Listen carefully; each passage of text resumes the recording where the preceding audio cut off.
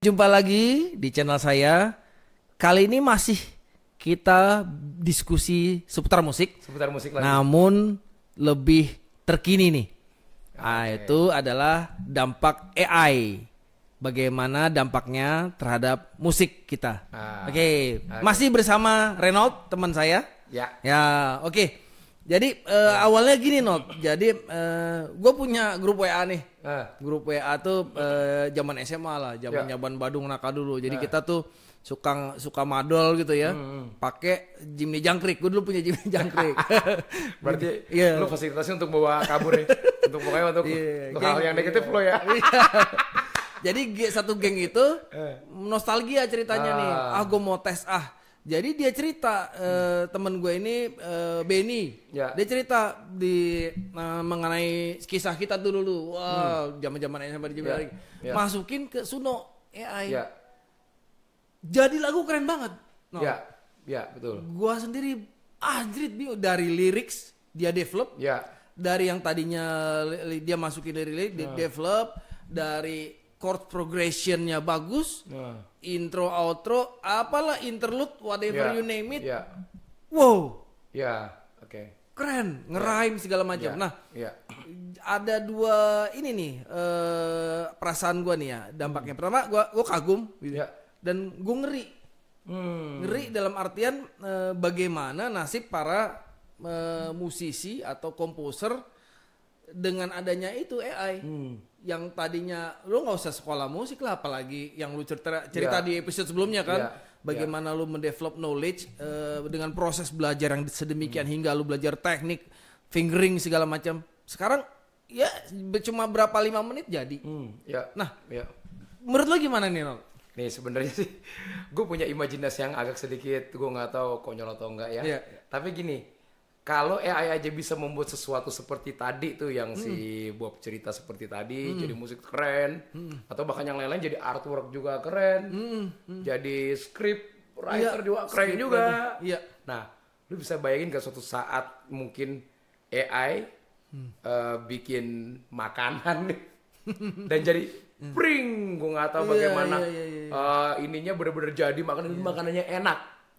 Bisa aja terjadi karena banyak hal yang banyak elemen yang bisa terjadi. Sesuatu yang baru yang bisa mewujudkan apa yang kelihatannya sekarang adalah masih secara visual, secara imaginary, secara ya maksudnya bukan fisik tapi dia akan berbentuk fisik.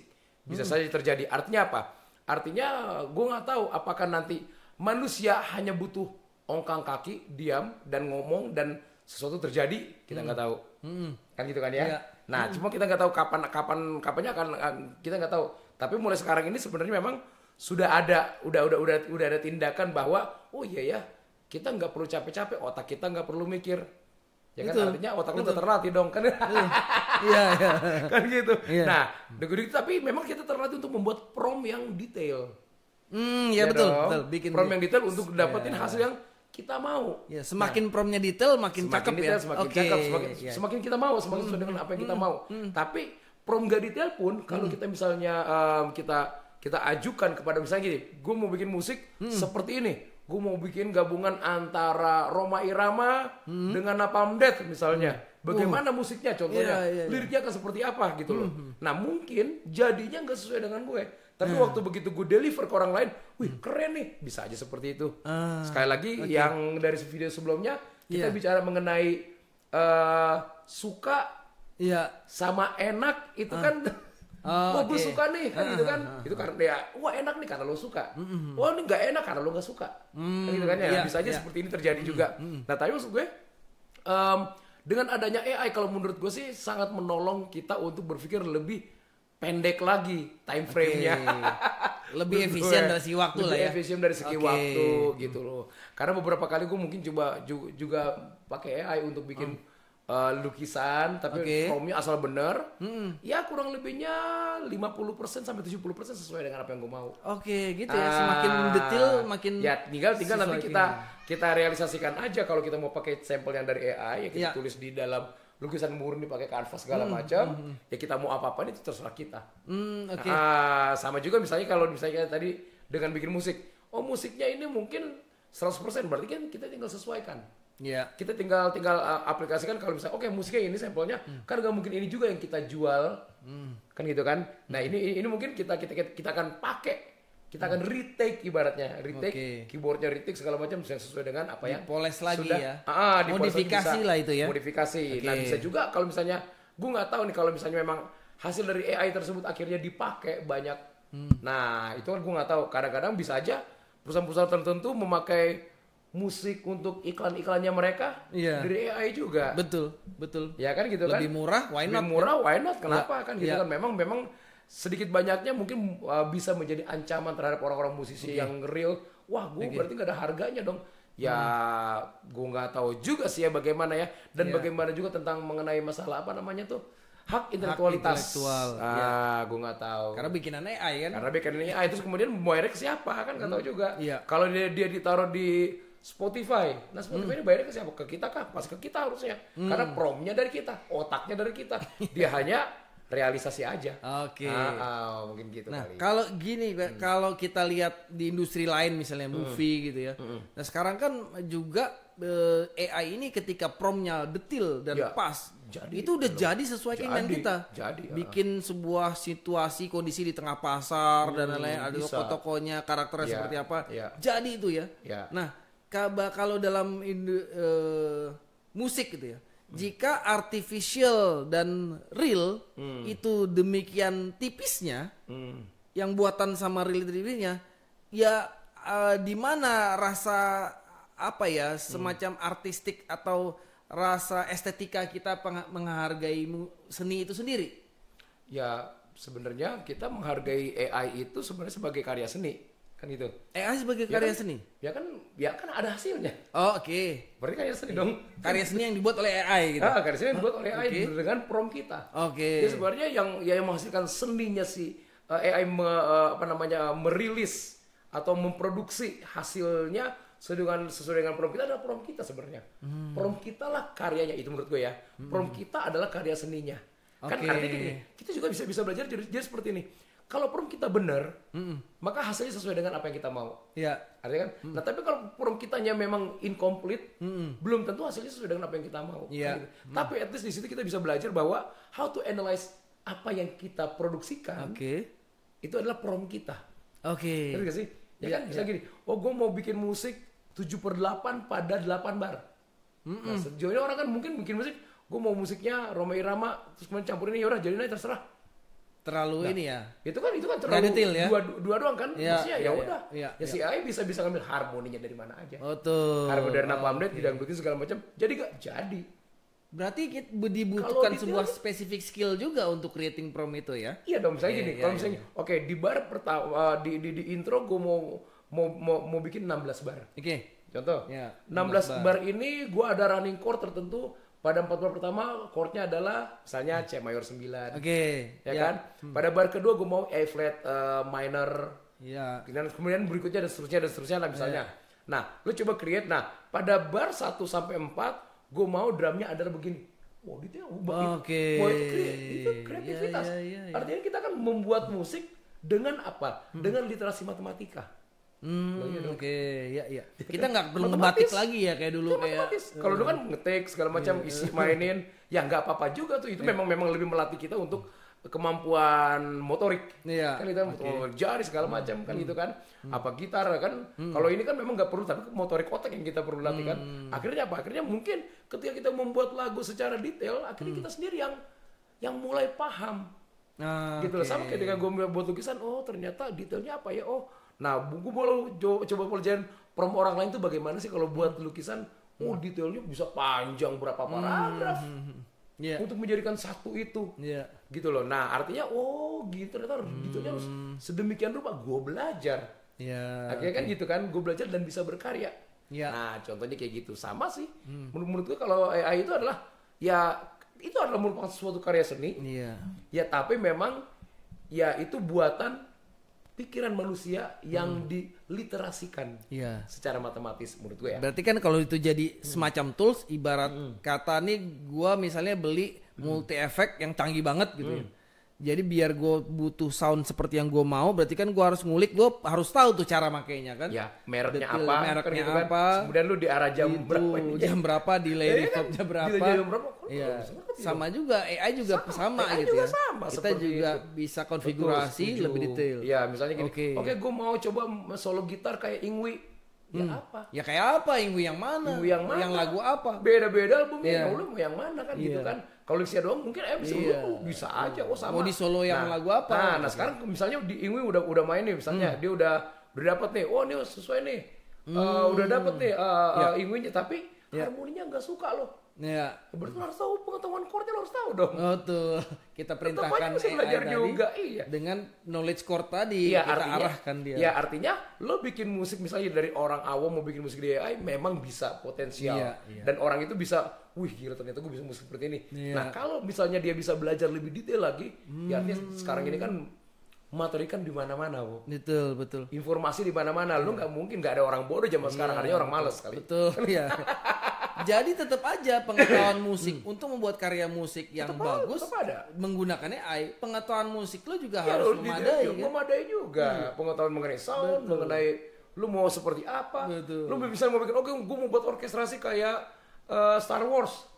Apa yang lu butuhkan? Betul. Oh, gue butuh 12 string section. Ini seksinya berapa? Ini berapa? Viola, violin, cello-nya berapa? Ya kan kayak gitu. Belum lagi nanti kalau progresif nih, dua bar sebelum ini bikin polyrhythm yang 198 yang 178. Nah, itu pun tergantung polyrhythmnya, model drumnya apa yang lo mau pukul polyrhythm. Iya, betul. Right-nya kah, ininya kah? Nah, itu mesti detail dong. Iya. Ngeprom itu jauh lebih sulit malah sebenarnya daripada lo main. Berarti tanpa prom detail dapat juga barangnya ada. Bisa gini, gue mau bikin musik progresif. Udah keluar tuh. Sesuai dengan si AI. Betul. Tapi apakah sesuai dengan yang lu inginkan? Ya nggak bisa. Juga. Karena lu nggak suruh detail dia. Nggak suruh detail. Detailnya detail apa? Nah, misalnya gue mau yang kayak, kayak apa? Kan gitu kan. Gue mau yang kayak Dream Theater, yang mana? Lu detail spesifik loh. Iya. Yang kayak misalnya Dancing of Eternity ya, gitu kan. Ya udah, nah buat pokoknya berbeda. Nah, ya udah. Oke. Kan mungkin jadi, tapi ya nggak tahu sesuai sama dia atau enggak. Iya. Kalau di deliver itu ke orang lain mungkin, wih keren ya. Kayak lo juga kan. Nah, coba lo tanya ke temen lo, sesuai gak dengan apa yang lo mau? Gitu. Namun gini, Not. Jadi kalau gua itu menikmati karya seni apapun, gua itu melihat belakang dari gue pernah ke pameran dulu di Bandung, ada seni rupa orang bikin sebuah karya patung gitu ya, dari kabel tembaga. Sini instalasi ya? Ya instalasi. Dan gue jadi kagum karena gue pikir anjir nih gila nih orang bikinnya bisa kayak gini. Gue salut gitu ya. Jadi ada rasa kekaguman dari nih orang bikin tuh karena memang dari tools alat bantu yang sederhana. Ya itu dia bisa bikin gitu. Contohnya Michelangelo, patung Michelangelo. Michelangelo bikin patung ya. Detil sampai urat-uratnya kelihatan gitu. Ya nggak ada cetakan 3D blueprint, 3D printing kan tiba-tiba bisa begitu. Jadi gue ada rasa kepuasan gue menikmati karya seni itu karena kekaguman gue. Wah ini gila nih orang nih bisa bikin begini karya bagus dengan tools yang sangat sederhana. Nah sekarang gue kayaknya nggak bisa begitu lagi. Gue rasa itu ya gimana, gue akan curiga. Ini kan dipakai mesin 3D printing kan, abis itu lu cetak aja terserah lu pakai diecast, pakai metal, pakai apa. Jadi ya gue akan ada kecurigaan nih orang bisa jadi pakai tools yang canggih sehingga lu nggak sejago Michelangelo gitu. Ya sebenarnya gini juga sebenarnya kan, kembali lagi ke kekuatan kita kepada prompt perintah kepada AI-nya seperti apa kan. Lo misalnya mau bikin 3D painting, tetap aja materi dasarnya apa, raw materialnya sebelum di print. Harus bikin juga. Oh, jadi masih ada juga knowledge yang harus dibutuhkan sebelum lu bikin itu kan? Ya. Lah, lu mau bikin 3D painting, ya apa? Yang buat 3D apaan? Kan lu buat dong. Tapi lu paham nggak rasa gua? Rasa kekaguman gua menjadi beda terhadap si artis itu. Nah, sebenarnya itu kan hanya perspektif perseorangan kan. Ya dong, itu kan dari sisi lo seperti itu, dan mungkin lo bisa mewakili teman-teman yang lain yang sama kayak lo. Tapi lo bisa juga lo nggak mewakili teman-teman yang lain yang, wis dengerinnya ini gue bisa buat sesuatu. Ya, good for them sebenarnya. Bagus untuk mereka. Tapi memang untuk kita bukan nggak bagus. Bagus kalau kita bisa memahami. Harusnya kita jauh lebih mencuat lagi daripada mereka yang nggak paham yang tadi gue bilang kan sesuai dengan prom. Kalau kita paham musik, artinya kita tahu. Oke, promnya adalah ini, detailnya adalah segini, ini. Wah, dia bener sesuai dengan prom kita kalau detail. Kan gitu, nah kalau misalnya orang awam suruh bikin musik, ya bisa nggak? Bisa terjadi. Tapi belum tentu dia suka, belum tentu dia paham juga. Nah kalau kita paham, kita paham apa yang kita inginkan. Apa yang kita inginkan. Kan itu kan sama juga dengan karya seni, misalnya gini. Oke, gue stuck nih, idenya apa nih? Misalnya mau bikin apa? Patung kah atau apakah gue mau bikin patung apa misalnya, nah terus kemudian lu as AI, nah dia kan tanya, oke, apa yang lu mau kan gitu kan, oke gue mau patungnya seperti apa, oke detailnya seperti apa, kan biasanya kan kalau AI kan, udah gitu dia udah buat seperti ini, terus kemudian need more. Ditanya need more. Nah itu butuh keilmuan lagi tuh dari kita hanya sendiri ditantangin sama AI ini ceritanya nih. Gak usah pun dari situ deh, dari AI yang ada meta AI aja deh. Kan itu kan kalau kita bisa minta informasi, ini tertulis ya. Aku minta informasi lirik. Gue pernah bikin lirik dari AI. Pokoknya gue maunya tentang sci-fi berhubungan dengan ini berhubungan dengan Indonesia 2045 seperti apa. Pokoknya gue mau liriknya lebih menggunakan kata-kata yang scientific. Dibuat sama dia. Mau ditambahin lagi nggak? Menurut saya akan lebih bagus. Dia saranin. Gitu betul. Artinya kan kita kan juga waktu menghadapi sarannya dia. Berarti gua apa lagi dong? Padahal Neil Peart, Rush, dia kan liriknya scientific kan? Scientific. Dan nggak ada butuh AI tapi dia bisa bikin. Saat itu memang butuh AI, tapi memang kan dia kan memang membutuhkan, pasti akan membutuhkan waktu lebih lagi daripada kita akan kalau kita kan memang kan akhirnya seperti ini. Jadi di satu jadi belajar gitu. Betul. Di satu sisi gue terima gitu ya bahwa emang untuk using AI ini memang kita butuh set of knowledge yang prerequisite knowledge yang memang harus mumpuni untuk meng-create sebuah karya yang kita mau. Betul. Gue terima juga harus jago, nggak abal-abal ngasal tiba-tiba promnya. Tiba-tiba jadi. Oh bagus nih, ya belum tentu kan. Belum tentu.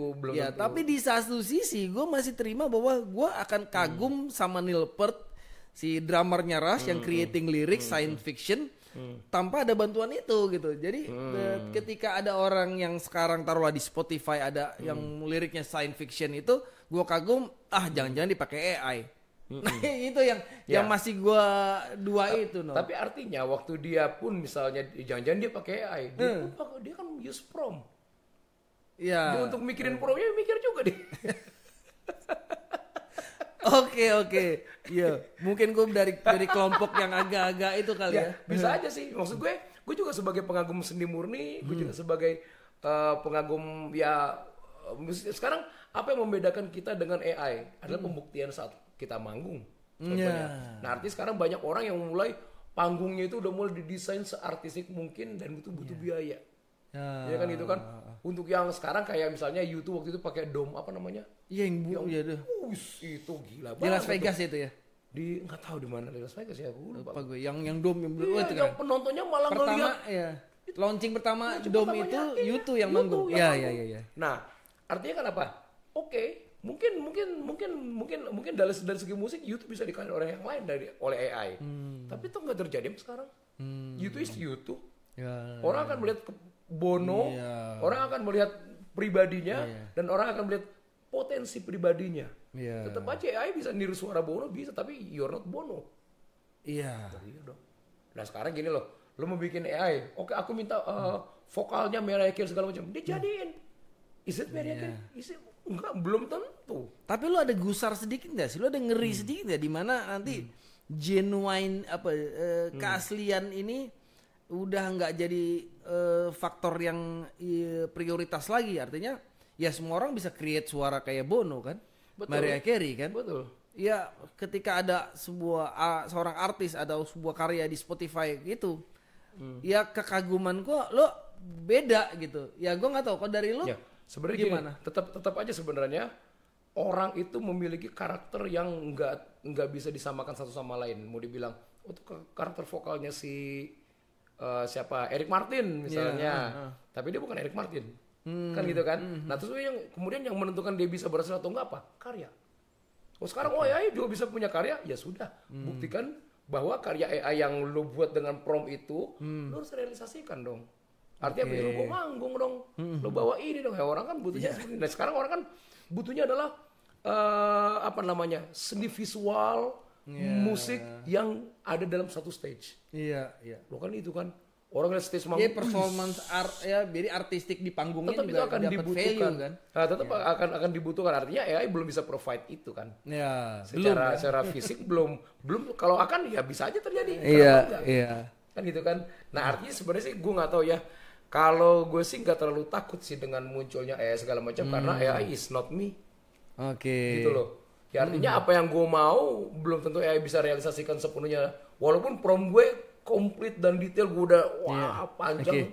Oke. Dan hasilnya ya belum tentu juga sesuai dengan apa yang gue mau kok. Iya. Ya, karena itu bukan gue. Gue maunya nggak seperti. Nah tapi at least waktu AI memberikan itu kepada kita, itu bisa jadi referensi untuk kita untuk sebaiknya ini gue rubah. Ini berarti gue masukin ini aja. Itu membantu kita lebih cepat prosesnya untuk dalam berkarya menurut gue ya. Oke. Gitu. Gue sih belum pernah coba berkarya dengan AI. Belum pernah kecuali lukis itu doang. Itu juga masih belum. Itu juga dari meta AI kok. Iya. Gitu. Atau ketika nanti di kan sekarang nih mungkin leaks-nya Charlie Parker misalnya kan di jazz gitu ya, diminta di AI gitu. Nah AI itu akan niru kan, dia akan merefer ke situ kan. Tapi menurut tuh suatu saat AI bisa create nggak something yang seperti Charlie Parker? Ya kan sudah bisa terjadi juga. Iya dia kan belajar sendiri kan. Dia belajar sendiri dari karakter Charlie Parker dibuat karya yang tapi itu jadi Charlie Parker. Berbeda, bukan Charlie Parker kan? Bukan Charlie Parker, tapi itu kayak artinya gini, sama dengan gini Bob, misalnya gini. Di Indonesia, gue nggak tahu ya Indonesia itu selalu lebih bangga dengan kiblat musik. Misalnya, gue mau kayak si ini supaya gue dibilang ini. Oke. Gitu kan, itu banyak band-band yang seperti itu. Dia akhirnya mulai di Indonesia boleh banyak analis-analis yang lu kayak si ini ya, kayak si ini ya, kayak si ini ya. Nah, dengan munculnya AI pun sama seperti itu. Kalaupun misalnya mau bikin prompt, gue mau musik gue ini kayak Charlie Parker. Ya kan keluar kayak Charlie Parker dan lo puas dengan hal itu. Tapi lo hanya jadi sesuatu yang dikiblatkan seperti Charlie Parker. Menurut siapa akhirnya? Iya, kan iya, gitu. Iya. Oke. Kan gitu. Itu yang belum bisa ditemuin AI. Kalau misalnya AI suruh, coba gue mau minta musik like no one else in the world. Gue nggak tahu dia bisa keluar atau enggak. Ya nggak akan keluar sih, tetap aja pas kita lihat ya data yang dia olah kan adalah data yang ada di dunia ini. Iya, oke. Nah, itu maksud gue loh. Oke. Tetap aja warna lo akan lebih menentukan daripada AI. Karena waktu lo muncul, lo adalah lo, Bob. Iya. Jadi keasliannya kita itu akan tetap kasih warna ya. Itu makanya gue selalu ngomong nih ke anak-anak misalnya. Alangkah baiknya kalau misalnya bikin musik itu nggak berkiblat. Misalnya lo ngepop, nggak salah dengan lo main musik pop. Tapi bagaimana musik pop itu ya lo doang yang punya. Jadi ini musik pop gua nih gitu ya. Pop gue ya begini. Kalau orang mau bilang lo kayak ini ya itu urusan orang karena beribu jutaan musisi di dunia ini banyak referensi. Betul. Kan gitu terus kemudian kok gimana mau expect bahwa lo adalah lo, belum tentu lo sendiri aja kan punya hal yang lo denger, banyak referensi yang lo denger yang sedikit banyaknya lo nyangkut di lo. Kan gitu. Gitu. Oke. Jadi mengenai teknologi AI ini sebenarnya membantu ya. Sangat membantu. Nanti juga bisa memperkaya warna musik di Indonesia juga kan. Kita berproduksi. Mempercepat dengan catatan kita juga harus tahu cara makainya. Cara makai cara teknis dan tahu cara wawasan bermusik. Kalau di musik wawasan bermusik lo harus tahu untuk lo sebagai untuk lo bisa buat prom lo mau seperti apa. Kan gitu ya lo mau nggak mau. Kalau prom yang umum aja buatkan lagu seperti Roma Irama, Dead Angel dan Roma Irama keluar juga. Nggak masalah. Tapi kan apakah itu sesuai dengan yang lo mau kan berbeda kan. Nah itu kan akan berbeda. Kecuali kalau misalnya lo detailing, berapa bar butuhnya, verse-nya apa, ininya apa. Wah, lu mesti detail sejauh itu dong. Terus kemudian drumnya di sini gue mau pakai kicknya 1/16, duduk misalnya. Terus kemudian di sini gue sulingnya masukin suling ramai-ramanya. Sulingnya apa? Lu mesti detail dong. Flute kah dia? Atau suling apa? Kalau kita nggak suruh itu, mereka random ya. Mereka random keluarnya. Mau suling Sunda kayak mau suling Tibet. Dan memang bagus. bagus juga, tapi nggak sesuai keinginan kita. Ya bisa nggak sesuai dengan keinginan kita juga bisa juga jadi sesuatu hal yang baru. Sesuatu yang baru. Kita bisa mandang itu sebagai sesuatu yang baru. Artinya apa? Kita bisa caplok kok. Iya. Nggak ada apa namanya tuh, nggak ada karya intelektualitas yang harus perhatikan lah pokoknya ini haknya siapa gitu. Ya gua harus dapat royalti misalnya. Ya nggak ada royaltinya juga. Oke. Gitu. Oke, seru juga nih ya. Seru. Kita berbicara tentang AI. Oke. Ada pesan-pesan nggak buat para generasi muda nih ya? Bagaimana untuk memberikan sebuah karya, menciptakan karya. Selain tadi lu kan udah sampaikan bahwa lu harus punya knowledge tentang musik, lu harus punya cara makainya juga, prompting yang bagus. Apalagi kira-kira? Ya kira-kira sebenarnya sih nggak jadi masalah sih, misalnya bagi kalian yang mau misalnya memang menggunakan membuat karya musik melalui AI itu nggak salah. Tapi pastikan bahwa karya musik itu menjadi sesuatu yang baru. Karena sejauh ini kalau gue lihat ya Bob ya, kalau misalnya dari lukis lah, dari gue lihat dari prom AI yang film-film yang tentang futuristis, walaupun pembuatnya beda, kayaknya warnanya tipikal deh. Benang merahnya tipikal. Nah itu yang mungkin yang belum bisa provide sama si AI kali ya. Atau promptingnya nggak detail? Promptingnya detail bagus. Misalnya kayak kalau showcase-nya film-film pendek di Facebook sih gue lihatnya beberapa kali ya. Itu dari penciptanya beda-beda nih. Prompter semua nih penciptanya. Tapi memang jadi gambarnya keren, asli keren banget. Tapi warnanya tipikal. Benang merahnya tipikal. Kalau itu menurut gue ya. Nah, gue rasa kemarin juga ada teman gue yang ngomong, gue dengar sih beberapa musik-musik yang AI buat orang-orang real segala macam. Tapi kok satu benang merah ya? Satu benang merah. Nah, hal seperti itu mungkin bisa menjadi kekuatan kita bahwa kita juga bisa untuk apa namanya? Misalnya membuat karya tidak melalui AI, tidak akan mungkin masuk benang merah yang sama. Mungkin kalau kita bikin karya nggak melalui AI, mungkin benang merahnya nggak sama. Benang merahnya nggak sama. Jadi lebih unik kan? Dia lebih berwarna. Tetap aja kan kita akan lebih berwarna kok. Karena AI belum bisa mendetek emosi kita saat kita bikin karya. Emosi. Pasti kan seluruh pikiran lo, seluruh ini lo segala macam itu kan dari kita kan. AI itu masih mendangkap hal-hal yang teknis. Itu dia yang penting teman-teman. Kan, kan? Dia belum bisa menangkap rasa loh. Betul, AI belum bisa nangkep rasa. Jadi kalau dengar musik yang temen itu, coba ada rasanya enggak? Kan cuma enak di kuping lo enak. Ada emosinya? Enggak. Ada. Walaupun dia ada vokalnya ya ada emosi. Enggak. Enggak ada emosi. Emosi dan rasa itu yang penting. Rasa. Itu kan harus ada sebuah karya musik kan. Gitu kan. Paling gitu sih. Menarik teman-teman. Seru juga ya diskusi tentang AI ini. Kita sampai situ, sampai ketemu lagi kita diskusi selanjutnya. Terima kasih. Bye.